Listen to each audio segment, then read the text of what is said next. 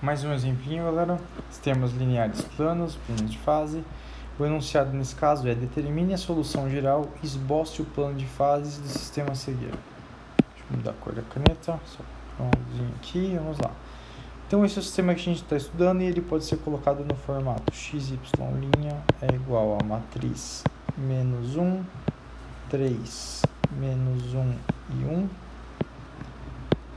multiplicando esse vetor xy, desculpa. Então a gente está interessado em achar os vetores x da forma x de t e y de t, compostos por duas funções, que satisfazem esse sistema.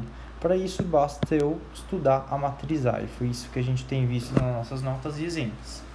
Como assim estudar a matriz A? A solução geral vai ser caracterizada plenamente através dos autovalores e autovetores. Então, para isso, primeiro a gente já caracteriza a matriz A, que a gente já entendeu qual que é no contexto. Já calculamos aqui traço e determinante da matriz A para poder escrever o polinômio característico, que é dado por essa expressãozinha aí, certo? Substituindo os valores, a gente chega neste polinômio característico e as raízes vão ser dadas por lambda é igual a mais ou menos i raiz de 2, então são dois valores complexos. O método ensina pra gente, o método lá das nossas notas de aula, diz pra gente que basta escolher um dos dois, ou mais ou menos. Já até escrevi aqui, ó, escolha i raiz de 2, podia ser com menos também, tá bom? Tanto faz. Nesse caso eu vou trabalhar com esse alto valor, a parte real alfa é igual a 0, a parte imaginária beta é igual a raiz de 2. Vamos lá fazer as nossas contas a partir do alto valor lambda e raiz de 2. Que contas são essas? Agora a gente vai atrás dos autovetores. Já temos os autovalores e os autovetores são dados através dessa expressãozinha aqui. Lembrou? Quero achar os vetores de entradas K1, K2, que são levados através dessa transformação para o vetor nulo 0, 0.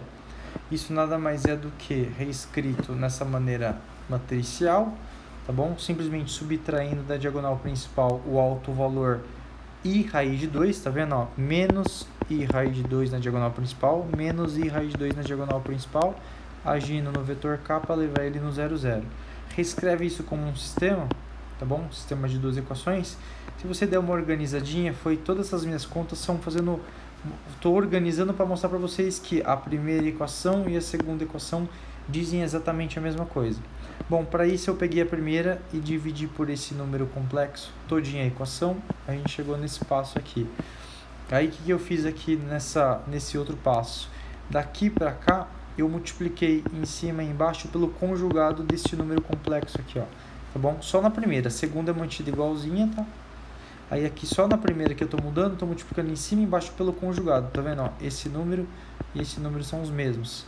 Na hora que você faz as distributivas e as contas necessárias, você vai entender que você vai chegar nesse passo, a segunda equação sempre sendo mantida a mesma, certo? Um pouquinho mais de conta você vai chegar na primeira, nas segundas equações, aí você vai entender que de fato elas dizem exatamente a mesma coisa, tá bom? Ou seja, a primeira equação é equivalente à segunda equação e todas elas, ambas, dizem que para que k de entradas K1 e K2 seja um vetor, eu preciso ter essa relaçãozinha entre as entradas. Então, substituindo isso no vetor k que a gente está procurando, é o vetor de entradas K1 e K2, em que K1 é dado por essa expressão, já substituído aqui, K2 também, utilizando a propriedade da multiplicação do escalar pelo vetor, eu puxo o K2 para fora, tá vendo? Puxei esse K2 para fora, sabendo que ele é um número real não nulo, e ele vai multiplicar esse vetorzinho que apareceu aqui, que tem a unidade imaginária, inclusive, lá. Tá bom? Como o K2 é qualquer número real, eu posso, já entendendo aqui nesse passo aqui que os autovetores são todos múltiplos desse autovetor com unidade imaginária, né? A gente agora vai fazer o seguinte, vai fazer uma escolha de K2, escolha ele igual a 1 mesmo. Escolhendo ele igual a 1, a gente obteve que o nosso autovetor procurado é esse daqui. Só que lá no nosso método a gente aprendeu que eu abrindo esse vetor em parte real e parte imaginária, eu vou conseguir escrever a minha solução geral sem unidade imaginária. Então vamos fazer aquele procedimento. Qual que é? Eu pego o autovetor que a gente acabou de obter, fazendo a escolha lá do K2 já, né? Tá vendo?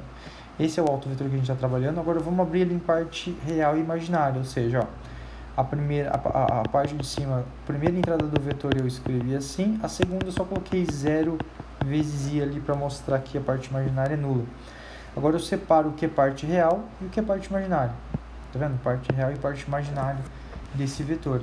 Fazendo isso, a gente entende o que vai ser o B1 lá na nossa formulazinha das notas de aula e o que vai ser o B2, certo? Aplicando as fórmulas para a construção das soluções, vão ser essas duas. Eu vou ter uma primeira e uma segunda solução, que eu já sei que são linearmente independentes lá pela nossa construção. Então, simplesmente substituindo esses valores obtidos, em que eu sei quem é o B1, eu sei quem é o B2, que aparecem aqui, e eu também sei quem é alfa e beta. Lá do alto valor, o alfa é 0 e o beta é raiz de 2. Substituindo esses carinhas aí, a gente vai chegar na solução geral. Já chega na solução geral escrevendo a combinação linear genérica de x1 e x2. Como? Aqui agora só substituindo, tá? Ó, aqui é o B1, aqui é o B2, aqui apareceu o beta. E aqui eu não coloquei, mas com o alfa é igual a 0, né?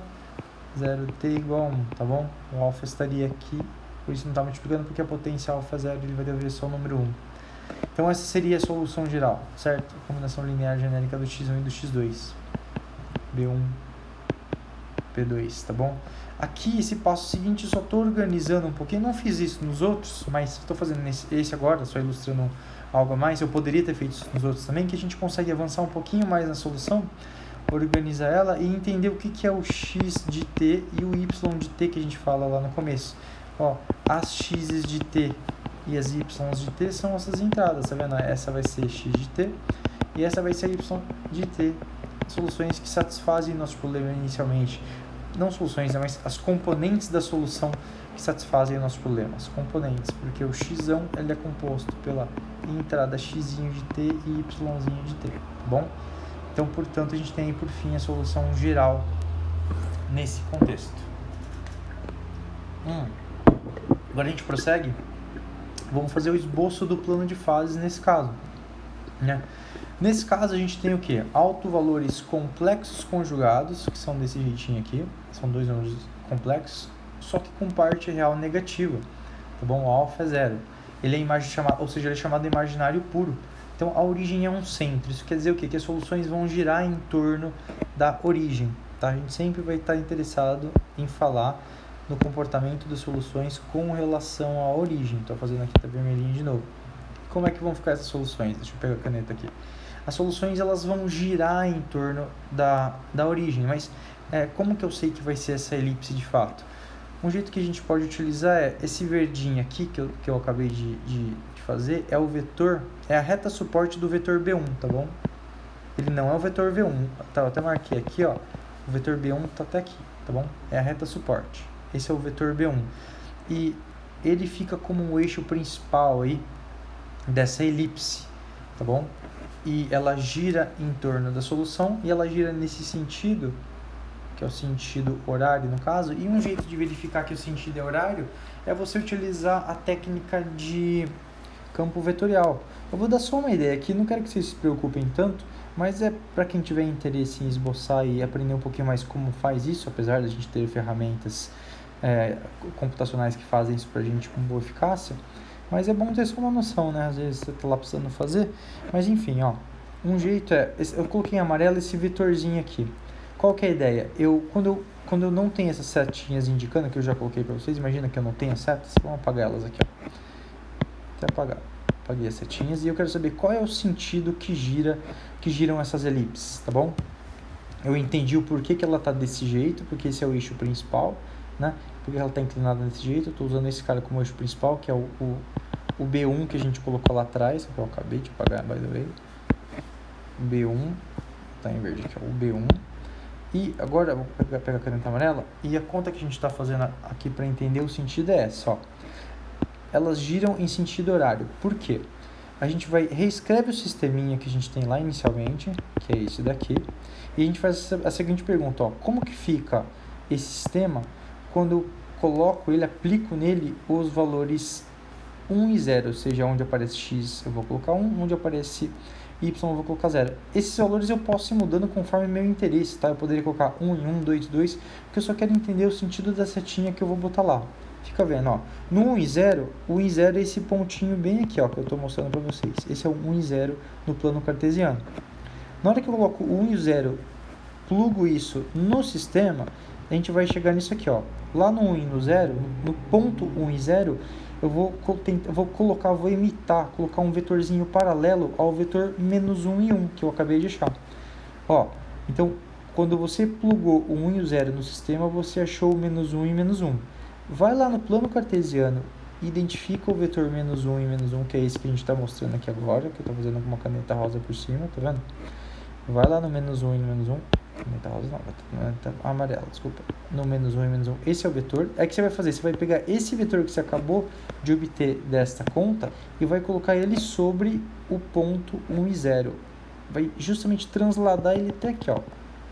Translada ele, ó. Seria isso aqui. Então, você tá vendo? Como ele está apontando desse jeito, ele já dá uma noção que você vai ter esse tipo de sentido, tá bom? Dá a noção do fluxo da solução, do comportamento da solução, tá? Você poderia pegar os valores, por exemplo, se você pegar um vetor por aqui assim, digamos, a gente imagina e entende que o vetor vai estar apontando mais ou menos para lá, tá vendo? Então aí você entende que a solução está andando para esse lado, tá bom? É uma diquinha para vocês fazerem alguns. Tentem fazer uns próximos vocês, se travar me avisa. Então a gente terminou esse exemplinho com esse esboço de plano de fase. Dá para utilizar a ferramenta lá do que eu passei para vocês, do MIT, para plotar esse sisteminha também, para verificar o plano de fase lá. Bom, coisa estamos aí. Valeu, pessoal.